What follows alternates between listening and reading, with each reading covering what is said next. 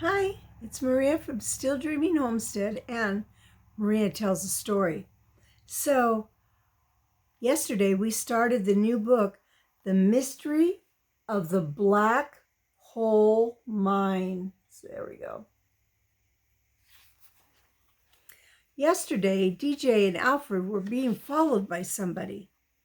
It was pretty dangerous, and in the end, that person said, "This is your only warning." Alfred said, "We've got big troubles," and I think he's right. Now, do you remember that when DJ fell down that embankment, he found an old miner's cave, and he also found 2 gold nuggets. Do you suppose that's the reason that person was threatening him? Well, I don't know, but we're going to read chapter 2. A terrible surprise. DJ didn't like leaving his little hair-pulling bear dog in the mountains, but Hero knew his way home. Hunters often went, leaving their hounds running the trail, and dogs always found their way back. So DJ and Alfred hurried through the rapidly failing afternoon light, knowing Hero would be home by morning. The short dusk came early after Thanksgiving at the 3,500-foot level of the California Sierra Nevada mountains. That's high. DJ and Alfred had to reach their homes before full dark. That was the deadline both sets of parents had set for the adventurous boys. Yet it was a little hard for DJ and Alfred to stand at the edge of the little timbering community of Stony Ridge and part for the evening. "What do you think, DJ?" Alfred asked for perhaps the 10th time. "Did whoever run us off the mountain see us find the gold?" As he had before, the older boy shrugged. He was tall and thin, but seemed shorter and bulkier, with his shoulders haunched against the rising cold wind.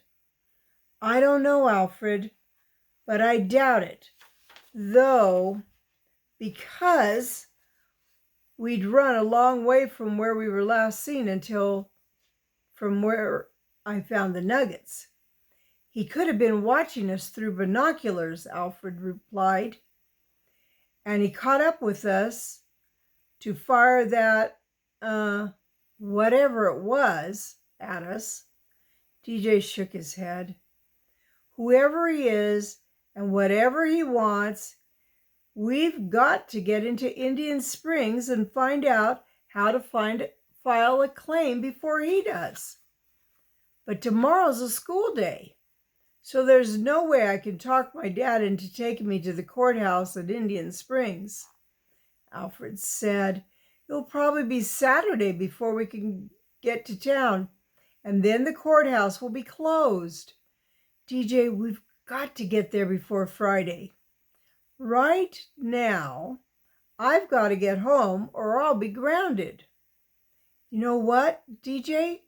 Sooner or later, we've got to go back up that mountain, past where that thing was fired at us. That's the only way to the gold mine." "Shh," DJ whispered, looking around at the small town's deserted streets. "Don't say gold."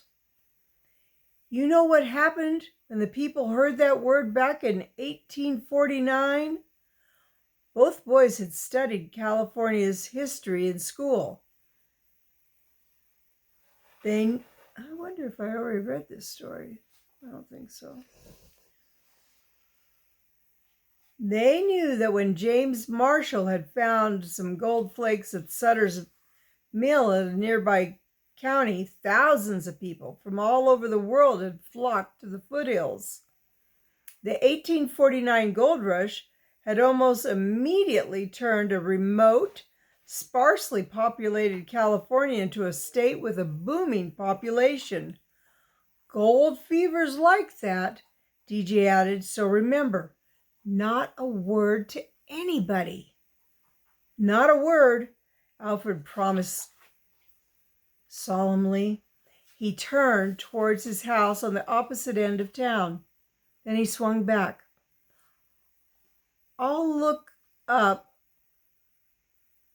that funny arrow in my reference books when I get home. I'm pretty sure it's a bolt fired from a crossbow. I've heard about them somewhere. Wish we'd pulled that thing out of the tree and taken it with us, DJ said, frowning thoughtfully. But I'm sure it's every bit as dangerous as a real arrow. Alfred suggested, make a list of all the things we need to do when we go to the county seat. DJ nodded and waved and hurried toward home, walking on the left side of the main street's high concrete sidewalk. He mentally clicked off the things that had to be done to protect his mine. He had a scary feeling he was already in a race with someone he didn't know and hadn't seen. As he neared the town's only general store, DJ stopped short. A big kid was clomping down the sidewalk from the opposite direction. His heavy boots echoed off the front of the store. DJ stared, trying to see better. The town's old-fashioned street lights had come on, but they were too weak to show anything clearly except the Christmas decorations. That looks like Nell's Abbess, DJ told himself, catching his breath. The memory of how mean Stony Ridge's bully was made DJ stop and wait to be sure. It is, he muttered. I thought he and his father had moved away. DJ started to cross the deserted street to avoid Nels. Nels entered the store without seeing DJ, who continued to walk on the opposite sidewalk. DJ glanced across the street as he passed the store. He could see Nels inside the lighted front window. Wonder why Nels is back in town, DJ thought. Wow, sure glad I didn't meet up with him today or tonight. He broke into a jog to beat the darkness home and make sure he didn't see Nels again. As DJ crossed the last main street intersection just before starting up the steep hill towards home, he heard a car round the corner behind him. The car's headlights illuminated the Christmas decorations, which squeaked softly from lampposts and a wire strung across the street. Ordinarily, DJ wouldn't have even thought about a car coming up behind him. However, the afternoon's events had made him nervous. He broke into a full run. Behind him, DJ could hear the tires kicking up late autumn leaves on the street. The boy felt the short hairs on the back of his neck begin to stand up with fear. The car didn't slow as it drew up behind DJ. He started to sigh with relief when the brakes squealed slightly. The headlights cut sharply to the curb behind him. Fear rose inside his body as DJ remembered the warning voice in the forest. Oh no, he's coming. Come on, feet, faster. DJ felt adrenaline. Now that's a hormone in your body when you have fear and you need to get away from something scary. It's your adrenaline kicking in. He felt his adrenaline stream through his body like hot melted lead in the car as the car's headlights turned the boy's shadow into a monstrous black thing. Then the shadow dropped off to the side as the car pulled up even with the boy. DJ considered cutting across the vacant field when a man's voice boomed from the car's dark interior. Is that you, DJ? The boy slowed and stopped. He turned to face the street. His heart began to slow and his breath became more even. He stepped up to the curb and looked into the open front window. A giant of a man leaned over from the driver's side. DJ recognized the deep, booming voice. It belonged to Paul Stagg, the lay preacher of Stony Ridge Community Church. Even though the boy couldn't see clearly inside the darkened sedan, he could discern the outline of the 6-foot, 4-inch tall man. He was probably wearing his usual blue jeans and saddle-covered cowboy boots. "Jump in, DJ, and I'll give you a lift home." Eagerly and with great relief, the boy opened the right front car door. The dome light came on, and he saw Kathy Stagg in the back seat. The lay preacher's 13-year-old daughter smiled. "Hi, DJ," she said, tossing her red gold hair in characteristic fashion. It fell down on both sides of her freckled face and onto her blue and white winter jacket. "Hi, Kathy," he replied. He picked up Brother Paul's white 10-gallon Stetson hat from the seat and slid into the car. DJ rested the hat on his lap and buckled the seatbelt. He closed the door with a great sense of relief. "You were sure running hard, DJ," Kathy continued with a light tone to her voice. "Something after you?" Her father eased the sedan away from the curb. His voice rumbled up from his big chest like a distant thunder. "Now, Kathy, don't you go teasing DJ. You know he was just trying to get home so his folks wouldn't worry." DJ slumped into the safe comfort of the car. He decided to change the subject. "Been Christmas shopping?" he asked. "Just getting back from Indian Springs." The big man's pleasant voice filled the car. "Kathy had some dental work done, and I was feeling a bit under the weather.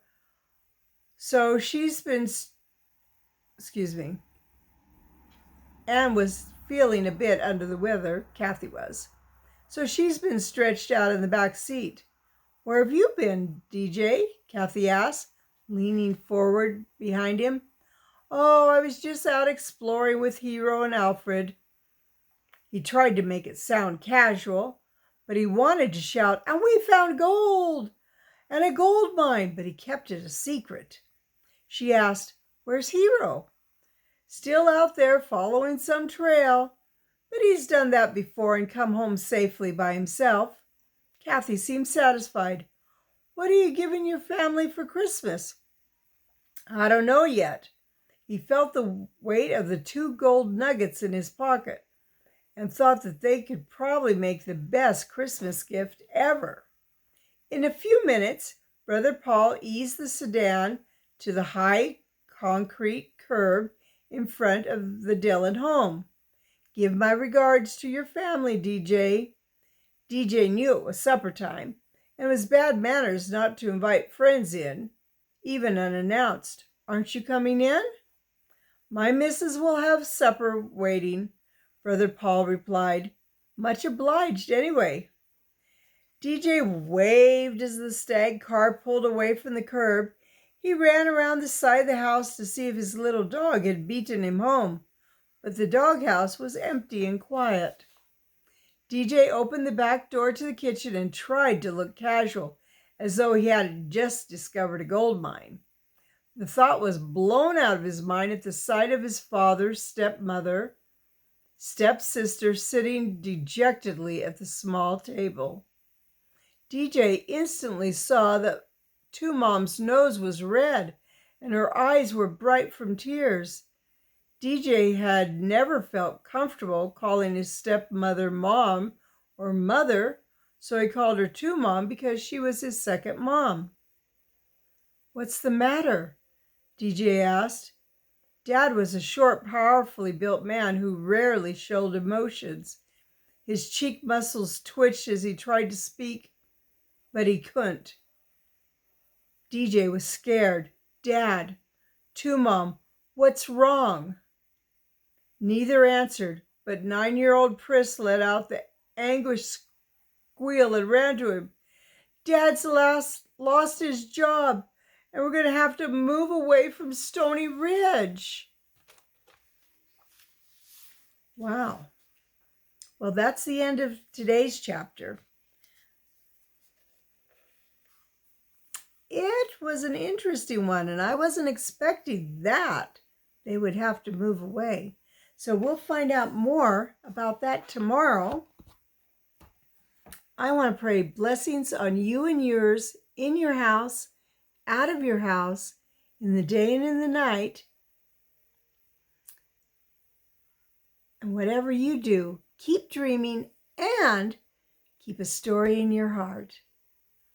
All right, so Maria, so if you like this story, please give me a thumbs up and give me a comment. I'd like to hear what you think is going to happen next. All right, good night.